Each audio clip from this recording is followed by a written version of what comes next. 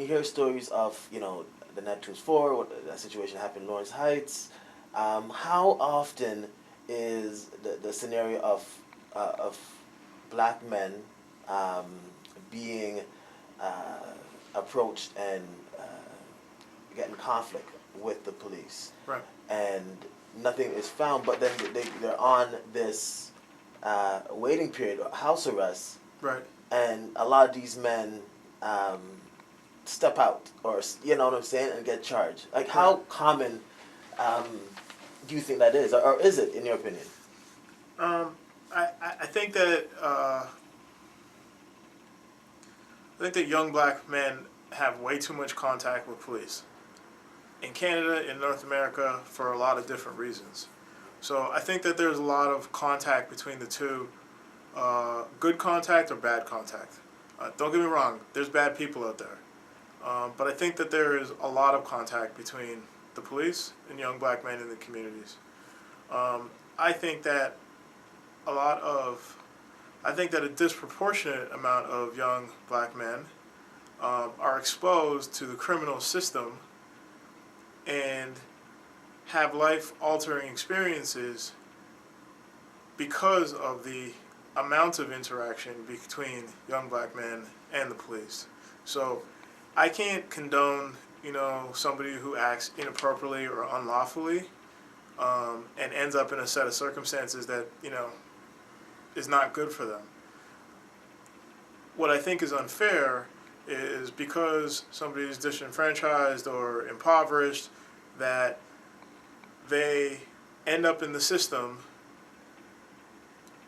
end up with charges, end up with a negative approach to life, or what do they say in psychology, like negative reinforcement. Like when you say something about somebody all the time, it's like, hey, you're a thug.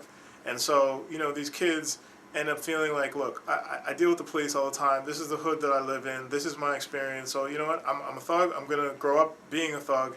And so they've already embraced this personality, this lifestyle, that they're already starting in the hole. They're starting with a deficit, right? They're not starting they're not starting with an advantage, and that's what I think is unfortunate, and where I think that there's opportunity to do some good things. You mentioned the Toronto Star that Yep. played a role, and I wanted to ask, in your opinion, do you think media um, play a role, if any, in the interaction that black men have with the police? Yeah, without question. I mean, media. Only now is the media starting to embrace hip hop culture, because there's a couple of guys that rank in the top, 5 on the, Forbes billionaire list, and those guys have found a way to kind of, change the stereotype, and they have crazy influence power. Um,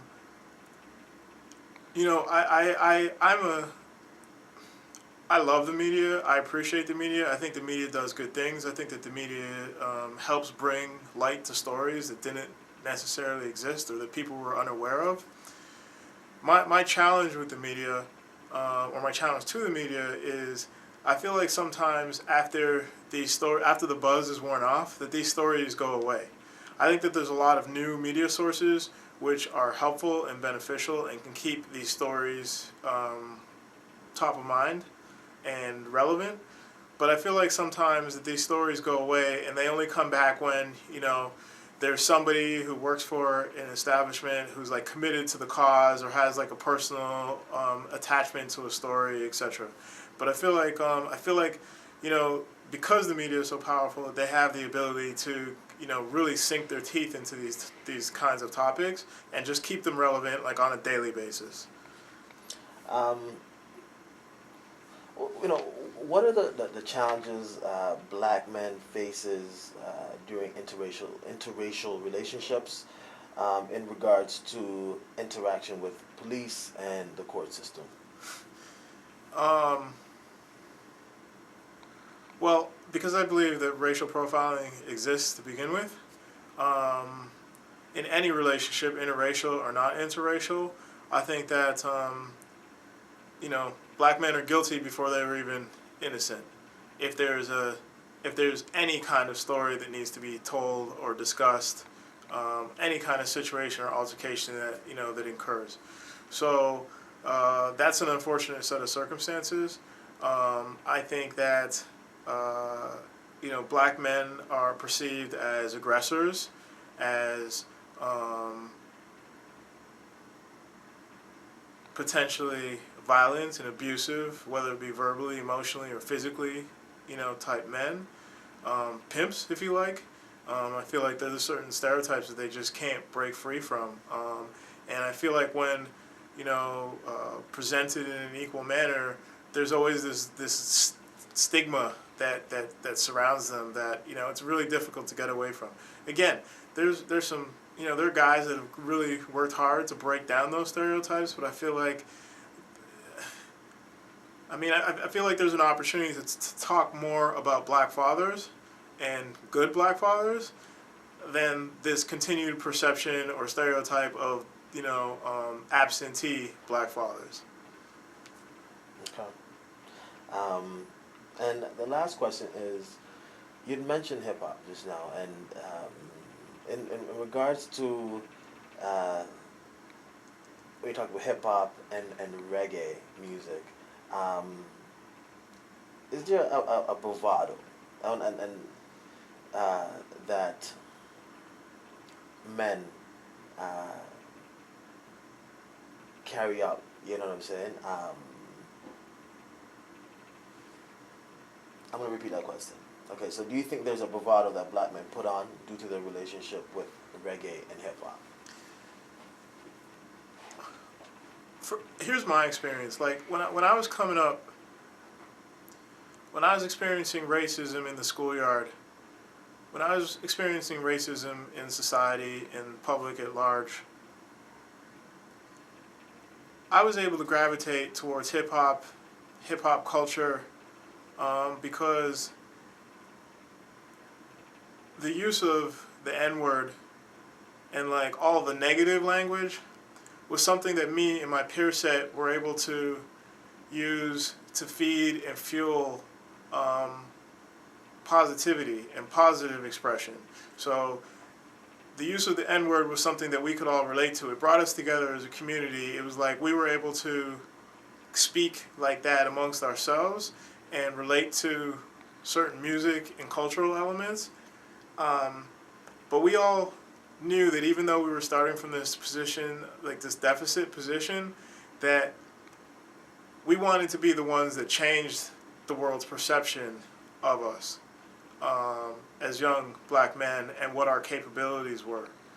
So, in my opinion, we had this, and I don't want to call it false confidence, but we had this, inherent ability to, we just looked at ourselves and said, look, like we have to do better.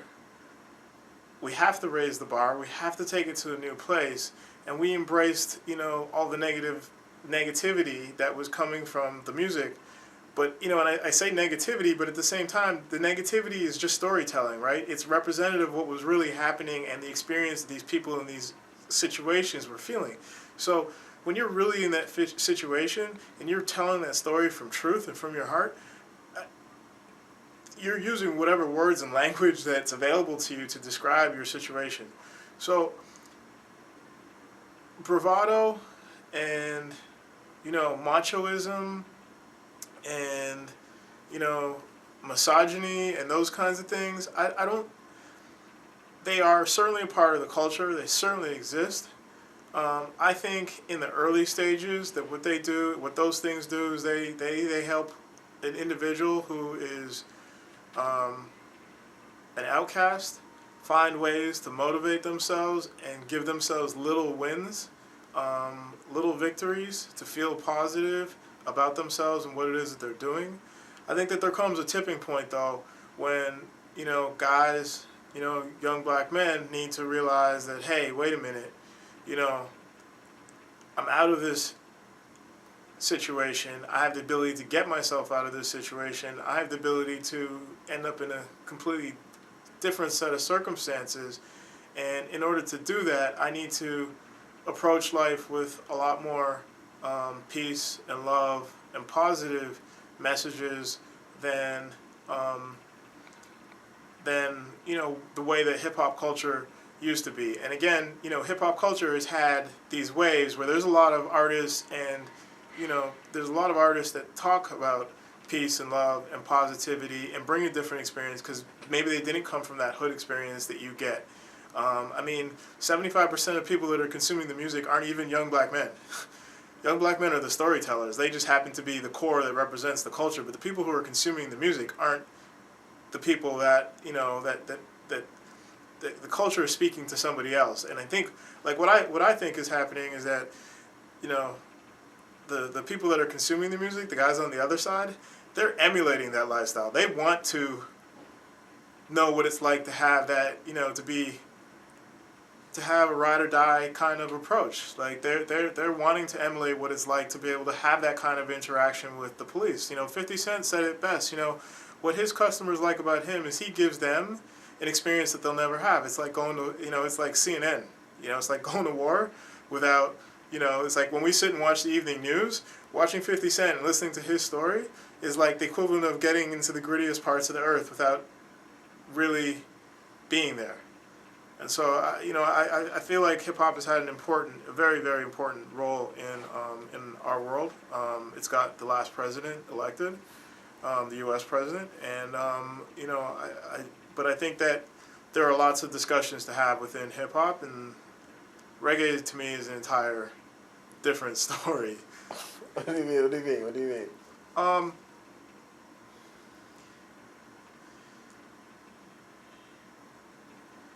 There are a lot of common threads between reggae and hip hop, but again, like reggae has like two threads. It has like the bad man thread, and it has like the positive peace vibrations thread, right? And so you really gotta figure out which thread that you fit in. But reggae is also island culture, right? And within island culture, there are components of that culture that are not legalized or embraced in North American culture, right? Can you be specific? Weed. Okay.